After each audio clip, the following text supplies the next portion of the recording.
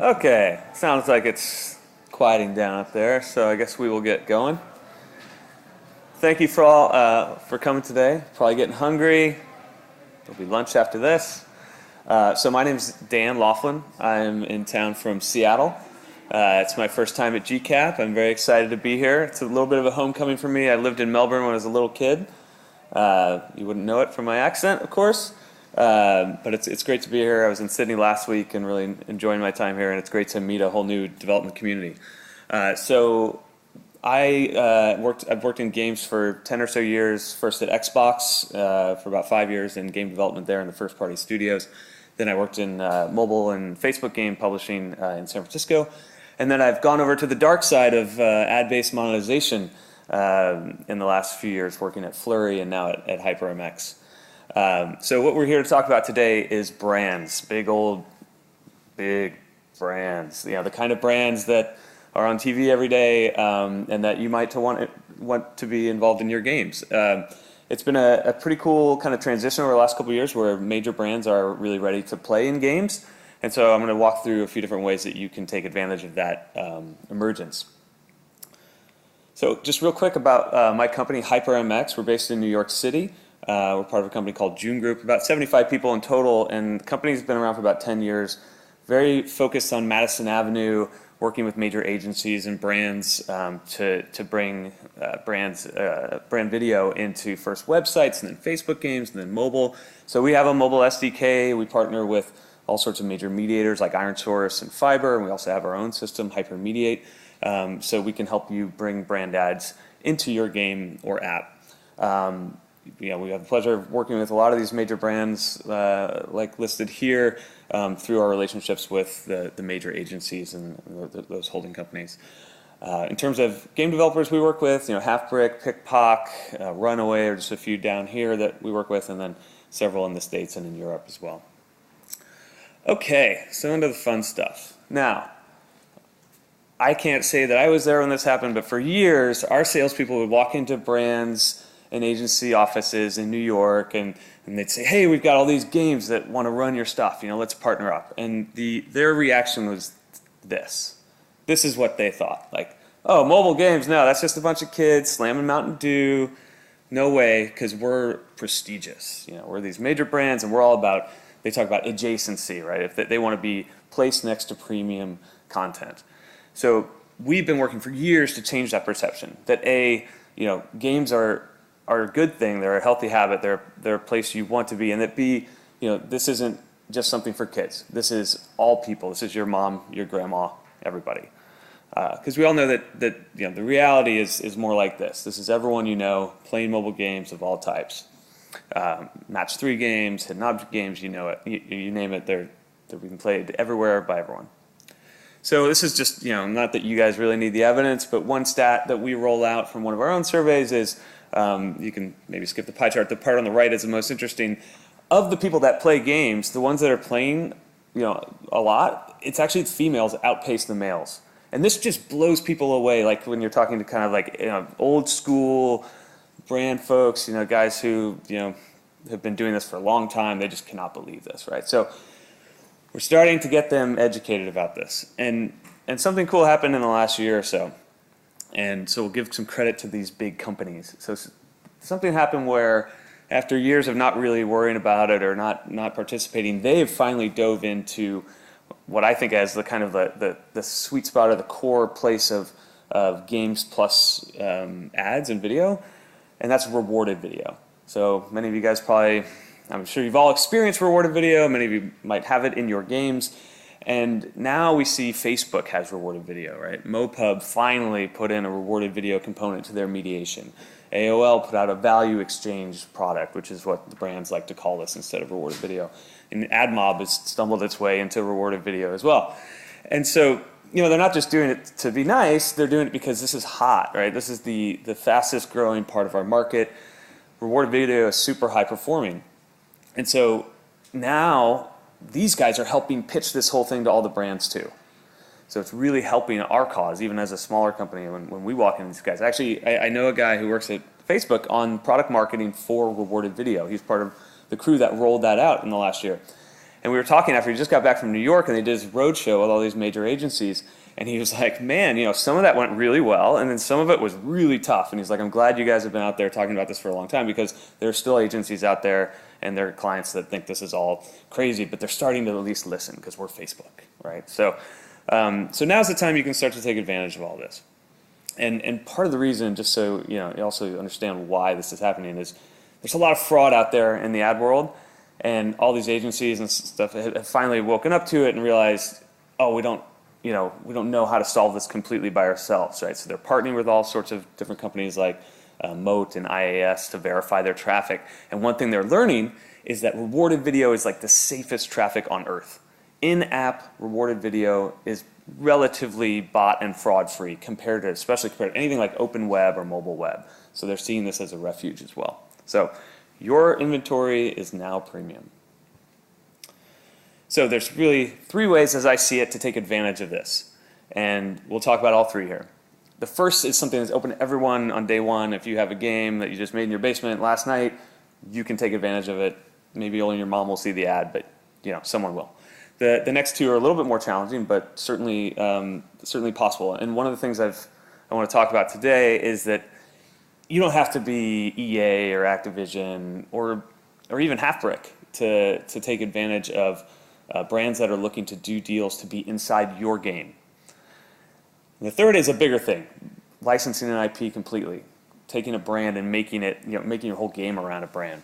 So we'll talk about that in depth. Obviously, that's a bigger task. And we'll bring up Ella from Mighty Kingdom, who can talk about her experience with Shopkins towards the end of the talk here. So let's dive in here. So video ads, this is of course the area I know best because this is what I've been working on the last few years. Little, what in the States we'd call inside baseball, talking a little bit more in detail and depth than anyone would really care to know if they weren't deeply into the sport of baseball. So this is a little bit inside video, but there's 2 ways that videos get into a game in an app: direct and programmatic. And the reason this is important is you probably hear about programmatic a lot. It's like, it's kind of the future. It's the thing that you'd think everyone should be doing all the time. You just log in, you say, oh, whenever I find a user in Texas who is a male that has a household income over this and plays this game, I'm willing to bid this much to serve my ad to that user. And it's pretty awesome. Like, the technology is real and it works. The problem is it's commoditized. There are a million pipes that can run you programmatic stuff, and you can tap into these programmatic exchanges relatively easily, and you don't have to work through as many middlemen, if you will. The problem is, because it's commoditized, the payouts aren't very high. Like a typical eCPM for a programmatic ad view in a tier 1 country is something like $3-5.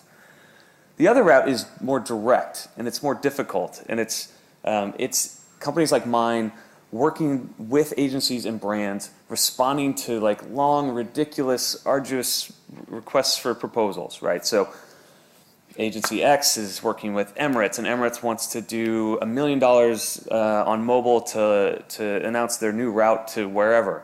So your salesperson has gone out to dinner with these guys 1 million times and taken them to the Jay-Z concert, so you're going to get in the mix on their requests for a proposal. So then you slave away to present, okay, we have all this great inventory, here's all these games we work with, here's the targeting we can do, etc. And finally that agency says, yes, you guys get $250,000 out of our $1 million budget. And then we take that campaign and we run it across Halfbrick and Zynga and whatnot. And those campaigns pay out a lot more. They're harder to get, but we're talking $15, $20, $25, $30 eCPMs, even higher potentially. So companies like myself are out there kind of trying to do the hard work. It's expensive, but the payouts are there. So 2 ways to get these ads. We focus on the direct. Programmatic is also available to you in some ways. So what I think of the sweet spot is direct plus rewarded video. Now, we're all used to like Ad Colony and Vungle and AppLovin and these guys doing lots of game ads, it's an amazing business, right? You guys use it all probably for user acquisition, and it's a great monetization tool. And I totally support that kind of stuff. You should absolutely use it. But brand ads can allow you to kind of diversify your ad mix. And so in those rewarded video placements that perform well for Ad Colony and whatnot, you can get this similar types of eCPMs with brand networks now that are doing this direct work. So we can deliver a similar eCPM to you as, say, Ad Colony, but it's not driving your user away to the App Store. So there's really kind of two pure play companies in this space. That's our stuff, HyperMX, and then there's another company in New York called Receptive, kind of the Coke and Pepsi of our kind of niche pure play space. Good guys, we know them well. And then now there's also other kind of performance networks that are running more and more brand ads. Ad Colony's done a nice job on the West Coast in the US of bringing in some brand campaigns. And then of course, Facebook and AdMob can deliver this stuff as well. So, and there's other networks there that are kind of these mix. And if you want to run brand only, you can do that. You can go to Ad Colony and say, look, I'm working with HyperMX, I'm working with Receptive, I'm working with Ad Colony, but you cannot run any game ads with me. And they will blacklist all their game ads for you. So if you want to go that route, it's certainly possible. So what's different about brand video? There's a lot that's different. And I encourage you to be more flexible when you think about brand video, because we all kind of gotten lulled into, every game ad is 15 to 30 seconds with an end screen. They all look the same, and they all kind of have the same characteristics. Brands want all sorts of different stuff. They want to run this myriad of formats that will play out differently in your game. Some ads will look just like a normal TV ad and be 15 seconds and be preloaded. Some will be interactive. Some will be a streaming web view. I'll show you a few different examples of stuff that we run. They might want to do more targeting. They might have an ad that's 45 seconds long. It's interesting. We'll talk to agencies and they shoot these 2-minute long ads, and then they end up taking the 15 or 30-second version and putting it on TV, and that's what you see all the time. But they've got this long-form version. They're dying to find a place to run it because they spent way too much money making it. So they'll come to us and say, hey, if I pay you more, can you run that 45-second one? And then so I go to companies like you guys and say, hey, look, I got this 45-second campaign. It pays out twice as much as the one that's 15 seconds. Do you want it? You could say yes or no. So those are the kind of things that we talk about in terms of different types of experiences. And I'll show you, some of the things that we're working on. So what's new in this kind of brand space? So this is kind of something we do that's a little different. You might hear about third-party data for ads. Ad networks trying to leverage companies like BlueKai and LiveRamp that have these big panels of data that you can tap into and try to find the exact right person that might be interested in buying a house or whatever it is. That data is somewhat unreliable because it can be old or you don't know how old it is, and everyone's got access to the exact same data, so it's not really differentiated for advertisers. We just decided we should just ask people. We'll just ask people very directly. So if a publisher allows us, we will surface a question like this before a video. And so, hey, are you going to buy a car? Or do you have asthma? Or do you own a dog? And if they say yes, then they're going to get the super targeted, not actually jittery in real life ad. Thank you, lectern. The intelligent lectern is a little slow. But anyway, this ad, when it runs, pays out 9 cents before rev share. If the person had said, no, I'm not really looking to buy a car, they're going to get the next ad in our stack. Let's say it's that Emirates ad. That's going to pay out 3 cents before rev share. So in this case, 3 times more money for someone answering a quick question. And once they've answered it once, maybe Toyota says, hey, you can run that ad 5 times over the course of 2 weeks. So each time you're getting paid 9 cents instead of 2 cents. So that's something we're doing that is really catching on. Advertisers love it. Most of our publishers allow for it because it just boosts their payouts. Something else we're doing, we call this playable brand ads because playable is trendy right now. The same technologies that are enabling playable game ads, which love them or hate them, are effective, we're starting to use to make interactive brand ads. This is the most dead simple thing you could ever do in terms of an interactive ad.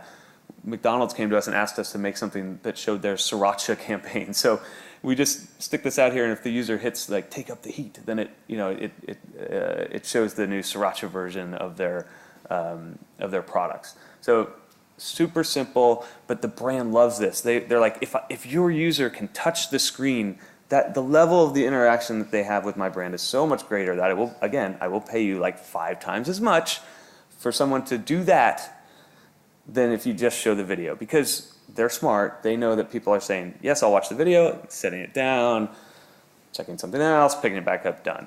Here they're forced to tap, right? So that is McDonald's. And then a new one, well, it's not really new anymore, but we kind of invented this ad unit because we met so many companies that wanted us to do something like this. A lot of ads are just trying to get people to go to a website, right? Watch this video, and if you're really interested, click this and we'll go to our website. And we're just like, why don't we just take them straight to the website? So user goes to get a reward. They're going to watch a video for their sword or whatever, and we just land them on a mobile URL that, let's see, this is, there, oh, little, not working, is it? Well, that didn't work. But what normally happens here, so this is a page on wired.com, which isn't loading for some reason. And the user sits on there for 10 seconds. They can scroll around. They can click on something. They'll see an ad most likely, or if it's like New York Times or whatever, the other whatever system it might be or brand it might be, it might see if the user wants to subscribe or learn more or whatever it is. So another just kind of new type of product where we're just delivering people straight to what the brands and the agencies want. In that case, it's basically eyeballs. So that pays out, every 10, you get people to do that for 10 seconds, it pays you out. So anyway. Do they close that? Yeah, so after 10 seconds it says finish, and then they just close it and they're back in the game. And it's a web view, it's not it doesn't kick out to Chrome or Safari. So it's a web view, it's just like any other streaming ad, you happen to be on a mobile URL. So that's kind of exploded, and it's really only premium publishers that can afford to pay for that. So it's MTV, New York Times, Condé Nast, so it's a lot of those kinds of advertisers. If you've got a kind of a lower end website, you can't really afford to do it because you're not able to command enough revenue for your ad space that we're driving to. So that is video ads and their related cousins. The second main area I want to talk about is these in-game brand integrations. So this can be a lucrative thing. It can also be really difficult. But we're trying to figure out I think we're getting to a place now where it can be less difficult and lucrative. So we see deals that are $25,000 and up to like $250,000 depending on the severity of the integration. But it's difficult to make the stars align and find a brand that wants to work with the game. But the more you as a game developer can do to make yourself available to lots of brands and make it really easy to get a deal done, then you can start doing multiple ones of these, and then the ROI on each, on your initial investment is easier, greater. It also allows you for some free press and some kind of earned media potentially. So this is something that's relatively new that we're seeing. So we get all these RFPs, right? Hey, we've got this campaign, etc., from these agencies. And these are 3 examples from real RFPs in the last 6 months that we've gotten where they've said without us prompting, hey, come to us with some ideas for some custom integrations. Yeah, we're going to run a bunch of video, but we're getting used to that. We're bored with it, whatever. What can you do to wow us? If you can think of something cool, here's an extra $100,000 to go, to do with this campaign.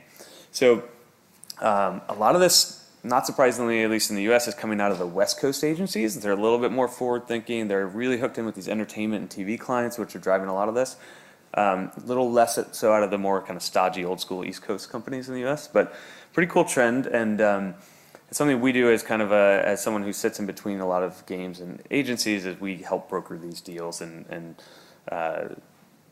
where we can, where it makes sense. So here's some examples that are in the market. Here's one from Cut the Rope from Zeptolab in Russia. They have a great program, beautiful presentation that shows you exactly all the different types of integrations you could do as a brand. This Avakin Life is a European-based virtual world that has brands living inside of the game. Scattergories is a kind of a classic cardboard game type property with a movie promo here. This one I really like a lot, Recolor. If you haven't seen this app, it's not really a game, but it's basically a coloring book for adults. It's a very kind of meditative, relaxing kind of thing to maybe do on a flight. And they've built a great program where brands can say, tap in for $100,000 to have them basically build out images for people to draw in. So they just launched one. They just announced one with My Little Pony. There's a movie for My Little Pony. So now kids all over the world will be drawing in My Little Pony, and their average interaction is something like 17 minutes per drawing. And they're getting hundreds of thousands of people to draw My Little Pony. That is magic for these brands. They die for these kinds of interactions. So again, this is in this company you've never heard of. They're called Samoing. It's a Finnish developer, not that big. They're just working really hard and being smart and using all their connections. So you don't have to be a huge company. Like Magmic builds the game called the Scattergories game. They're, I think, in Ottawa, Canada. Again, not a huge company. So how do you get in the mix for this? So I encourage you, if this is something that's really interesting to you and you think you have a game that might be adaptable for different brands, then build a deck. Build just like 4 or 5 slides. Show who your audience is in a quick just graph or just statement about your audience. Show some mock-ups. What would you do with Gatorade or Pepsi or something in your game, or Toyota, and then show what you have in terms of normal advertising capabilities. Do you already have a rewarded video placement? Do you have an interstitial? How many do you run a day so that you can build that package? Right, I'm going to put your product in the game, and we're going to run a bit of video, maybe even some banners. Some people still like banners. And then most importantly is build a clear package with clear pricing. So it may be multiple tiers. So okay, this is the silver and gold tiers. You get this many impressions or this many video views. You get 2 weeks of your own custom puzzle, and we're going to advertise it. You're going to do a push notification to all of our users, and that's $100,000. If you want the gold, it's X, Y, and Z. The thing you want to avoid is making it open-ended, because what happens a lot is the agencies are like, oh, what if we did this? And it's like the worst idea. It's totally unreasonable, and you'll get stuck in this back and forth. And so it's almost like you want to play a little bit of hardball, even if you really don't want to. It's like, these are my packages, minimal customization, because it's just too difficult to go back and forth a million times. So once you have that kind of deck, share it with as many people who you think can help you with it as possible, and that includes companies like us. Any ad network you work with might have a connection for you, might be like, yes, I know these guys could help. Just have it ready to go and get it out there to people. Okay, IP licensing. This is something I know less about, but I've been adjacent to it. I've seen it a lot. So the thing that struck me as I thought about this more was like, you just don't have to be that big or that well known to get one of these deals done. And it's a conversation I had on the Sony lot in LA made me realize this. I was talking to a guy named David Kim who does a lot of their licensing deals, and he was like, oh no, like, I'm looking for people to pitch me. I'm pitching people. I've got all these IPs, some of which you've heard of, right? Like Sony owns a bunch of stuff, and he's trying to find homes for them. And then you think about who's done some of these kinds of deals, right? So Disruptor Beam, this is John Radoff's company, 2012. Maybe you'd heard of him if you worked in the Xbox world. His studio was brand new, and he landed Game of Thrones. TinyCo, they had some early success with some kind of basic games. A friend of mine, this guy Andrew Green, is just super passionate about geeky stuff like Family Guy. He flew to LA a million times, convinced these guys to let his company do the Family Guy game, and that completely saved their studio. Then they went on to do Marvel. They're doing a lot, and they got acquired by Jam City or SGN, if you will. Next Games, Finnish developer. I met with Timu, the CEO there in 2014. Had barely heard of them. Very serious, smart guy who'd had some good experience, but still a relatively new studio, and he got that deal done. Mighty Kingdom, who'd heard of them in 2015? I hadn't personally, but I also didn't know what Shopkins was because I wasn't a dad yet. And then I became a dad, and I was instantly just, surrounded by Shopkins. And not on this list, notably, is Pokemon, Niantic. Niantic was. They had some success with Ingress, and they had a lot of backing and whatnot, but they showed that they had the right stuff that fit that IP, and they got that deal done, and obviously one of the biggest games of all time. So lots of great examples how you don't have to be huge to get this done, and just a few more. Like these are the companies like Fox, Disney, Netflix now. Netflix announced a deal with Bonus XP. I never heard of Bonus XP. I have no idea where they're located, but they got a deal done with Netflix for Stranger Things, which is a relatively decent sized IP, and it's going to probably make their studio. Some of these other companies like Pickpock, we all know Pickpock down here, but maybe not everyone does up in other parts. Yukon is a developer in Toronto that works with Sony closely, good partner of ours that kind of under the radar, but really talented. And Toronto is not exactly like, it's not LA, but they've made those connections. So I'd encourage you to be bold and talk to, find contacts at companies like Fox and Netflix and whatnot. They're out there, they're looking for deals, they're willing to be pitched. Get to LA for E3, GDC in San Francisco, etc. I mean, it's not going to be easy. My friend Andrew, the Family Guy negotiation was brutal, but they got it done, right? He has a lot of war stories from that. But it can be done. So, I'm now going to bring up Ella from Mighty Kingdom. So you guys probably know Mighty Kingdom a little bit. Founded in 2010. They work with Moose on Shopkins. Worked with Disney. What, new game with Lego? Yes, maybe. Yes. Just 30 employees, but getting a lot done. And Ella joined them 3 or 4 years ago, and works on Shopkins a lot. So rather than me talk about this more, I figured I'd bring her up, and so I've got some questions for her. All right, so Ella, so Mighty Kingdom, I had to dig back and find out like what you guys did before Shopkins, and it's like pretty awesome. There's a game about gelato, there's some like outer space games, some stuff, some cricket, which was lost on me, but I'm sure is a great title. So how did you guys end up going from like kind of a relatively unknown studio to working with a big IP? Well, Mighty Kingdom's sort of business is service. So we tend not to approach from a licensing point of view all the time. With Shopkins it was a little bit different because Moose were looking to basically have a marketing piece out on the App Store. So we did a fee-for-service job with them. That was a lot more popular than we thought it was going to be. I think none of us had kids in the demographic at that time. And then we were like, oh my God, there's so many installs coming in here. The engagement is through the roof. And I think, you know, Moose Toys, who were the licensor of Shopkins and the brand owner, they're a toy manufacturer. Digital isn't their sort of key space. So they wanted to focus on the toy side, and they said, you know what, you guys seem like you know what you're doing. Let's do a licensing agreement. So because we had built heaps of trust in that brand, it actually wasn't as difficult as, you know, buckle up for a hard negotiation. It took a long time because they're a big company and they're, you know, not quite as agile as a digital company. But yeah, we got there in the end, and we've just been licensing it ever since. Cool. Yeah. Yeah. And so if you were, you know, today going out with what you guys know, like what would you recommend in terms of process for finding IPs that are a good fit and working on these kinds of deals? Well, we still do approach companies for licensing. So we talk to all those people that you had up on the slide. And I think really when we're thinking about an IP, we tend not to think about, you know, like, what do we like? That's really helpful, but I think the experience with Shopkins really told us, like, it's, you know, making games is making games, and we're really passionate about that, and we're able to understand the brand.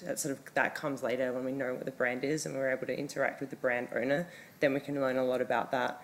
Like if you ask anyone at Mighty Kingdom, they've all got their favourite Shopkin, but they certainly did not have their favourite Shopkin at the beginning of working on Shopkins.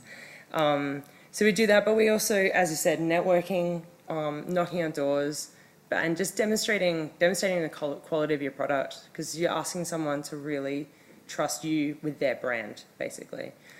So that's really key. Cool. And do you have like a, you know, magical pearl of wisdom, number one piece of advice for working with these IPs? Yeah, I think like trust. We really try and approach every partnership as opposed to a licensing deal. That's sort of, you know, any way that we can help their business helps us really, because they're going to bolster their brand. Yeah. And you know, you're in the trenches making products every day. What are the extra elements to the production process that you need to kind of bake in or account for when you're working with an IP holder? Yeah, I think really establishing upfront what your deadlines are and what you're going to need from them and what you expect from them. At the beginning of the Shopkins relationship, there was at least a 3-month period where I was asking for 3D renders and they were giving me back 2D art with 3D perspective. And I was just like, I couldn't understand why that was happening, and there was a really big a lack of communication there. But now we're at the point where it's a really well-oiled machine. As I say, we've established heaps of trust with them. We have a great relationship with their licensing department as well as their marketing department and further into their to their company. So yeah, really just sort of having some great production support for all of your engineers and things like that. And just be cool, and they'll help you, and they'll recognize that you're trying to help them. Is there kind of extra time for approvals and occasionally bake in some delay time? Yeah, that's always going to happen. I mean, but that happens with every game, right? So you want to, it's something we should be thinking about anyway.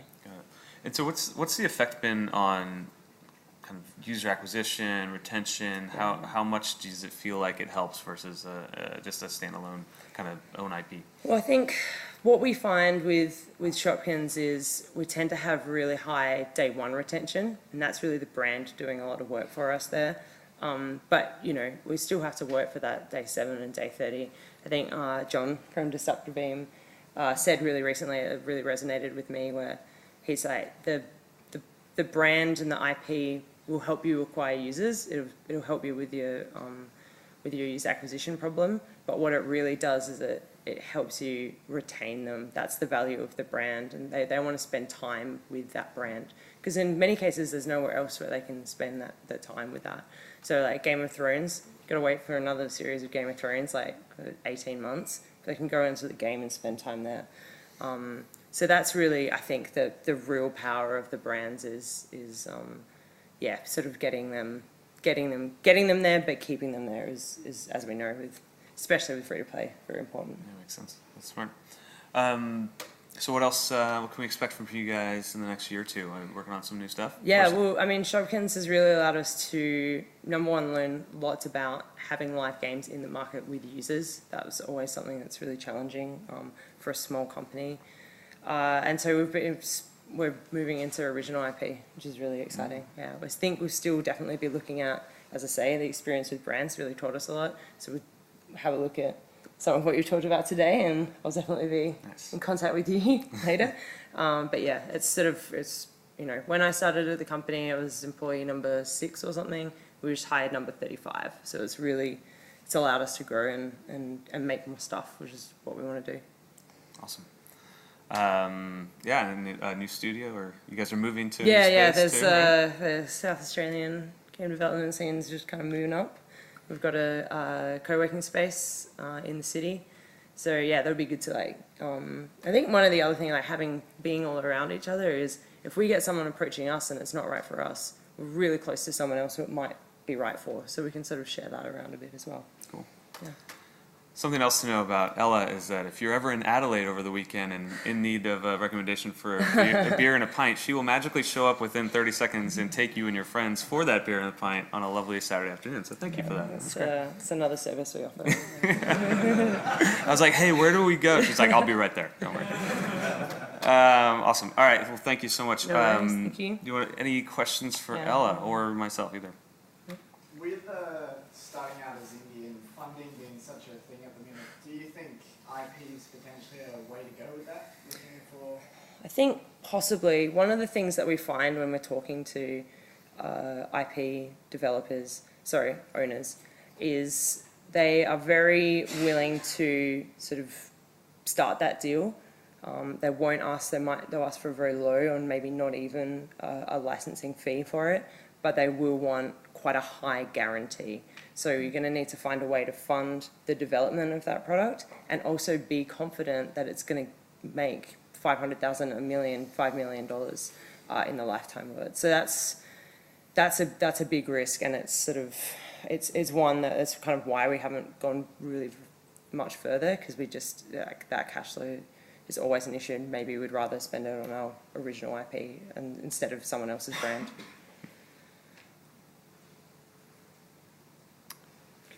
Other questions about brand video and game integrations, IP?